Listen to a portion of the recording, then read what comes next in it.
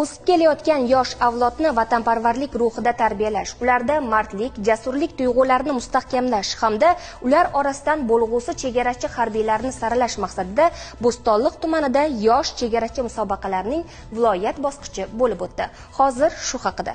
Davlat xavfsizlik xizmati chegara qo'shinlari tomonidan Bo'stonliq tumanida yosh chegarachi musobaqasining Toshkent viloyati bosqichi bo'lib o'tdi. Tuman bosqichida g'alabaga erishgan 10 ga yaqin tuman va shaharlardan kelgan jamoalar o'zaro bellashdilar. Musobaqa tanishtiruv, belgilangan vaqt mobaynida qurol aslahani yig'ish va sochish, birinchi tez tibbiy yordam ko'rsatish, o'g'il bolalar o'rtasida 1000 metrga, qizlar o'rtasida 100 metr uzoqlikka yugurish kabi shartlardan iborat bo'ldi. Tadbir juda ham zo'r bo'lib o'tyapti, chunki men bugungi tadbirda juda ham yangi odamlar bilan tanishdim, ya'ni o'zimning tengdoshlarim bilan. Men ularni ko'rib, o'zimda ishtiyoq topishni boshladim, yana qaytadan harakat qilishga ko'proq motivatsiya oldim ulardan. Umuman yiqilmasdan hamma narsani mukammal qilishga harakat qilishni boshladim. Musobaqa shartlari to'g'ri biroz qiyin, lekin tayinlanganimiz uchun menimcha biz undan yengil o'tdik deb o'ylayman. Ich-ichimizdan shuni xohlaymizki, respublikada birinchi o'rinni olishi va uyimizga, ota-onamizga yorug' yuz bilan qaytib borishni xohlaymiz. O'zbekiston Respublikasi Yoshlar siyosati va sport bosh boshqarmasi, O'zbekiston Yoshlar ishlari agentligi Toshkent viloyati kengashi, O'zbekiston Yoshlar ittifoqi Toshkent viloyati kengashi, O'zbekiston kasb uyushmasi Toshkent viloyat va shahar boshqarmalari hamkorligida tashkil etilgan tadbirda barcha jamoalar g'alabaga erishish uchun noqulay ob-havo bo'lishidan qat'iy nazar shartlarni sidqidildan bajarishdi.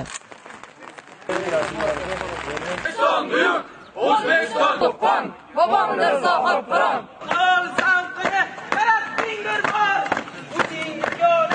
Shahardagi qo'zg'olon 2 Abu Muslim bosh tur 1. Musobaqa juda keskin va murosasiz bahslarga juda boy bo'ldi.